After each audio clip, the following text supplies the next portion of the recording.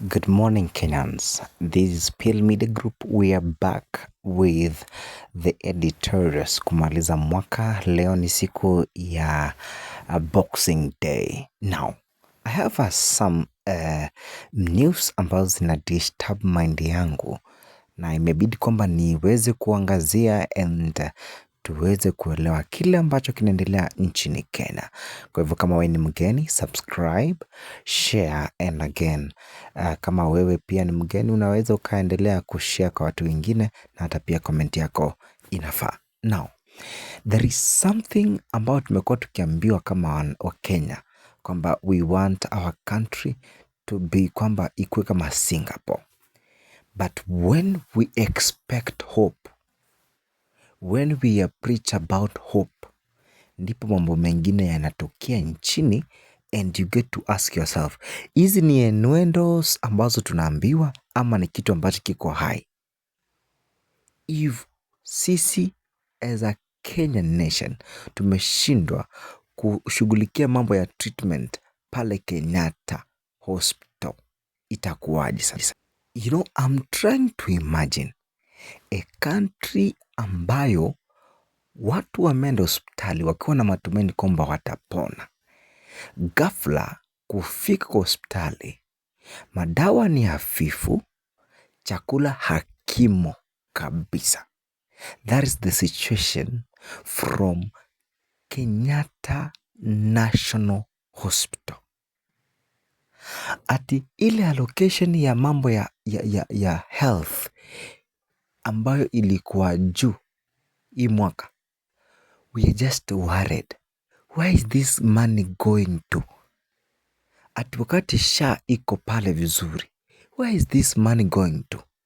The government should answer this critical question. Wakati wanaendelea kutuambia mambo ya Singapore, hii Singapore hapana. No, hatutafika Singapore kama the situation of our health nchini Kenya it's going this dim. Watu watakufa hospitalini hadi lini tukiendelea kuimba Singapore, Singapore, Singapore. Pesa ambayo Kenyatta yenyewe on its own inatengeneza it's close to between 40 million to 60 million a day, na inashindwa kuraise pesa za kununua chakula. A question that a government should answer. This is very critical. Now, I want you to take some time and listen to this young lady. Like, let us ask ourselves, tunaendelea kuimba nyimbo za tutam, tunaendelea kuimba nyimbo mingi mzuri. But what we are not doing as a country is that we are not finding a solution. Sisi ni kuimba tu one term, two term, kuimba Singapore, Singapore, bottom up, vitu ambazo havitimizwi. Tumechoka. Kenyans wamechoka. Pale Media Group nimesema hii nilikuwa nataka kuangazia next year, but we want to start today. Now hear this lady. Shout to Tam kabisa, but ensure that should you get sick, you have the ability to have yourself treated in a private facility, because as we speak, reports indicate that Kenyatta National Hospital, the largest referral hospital in Eastern Central Africa, is at the brink of collapse. The government has not been disbursing funds to the hospital in time, hence greatly incapacitating it. You can imagine a hospital that makes between 40 to 60 million Kenyan shillings a day. The whole of last week was not able to feed patients because they did not have enough money to buy food supplies.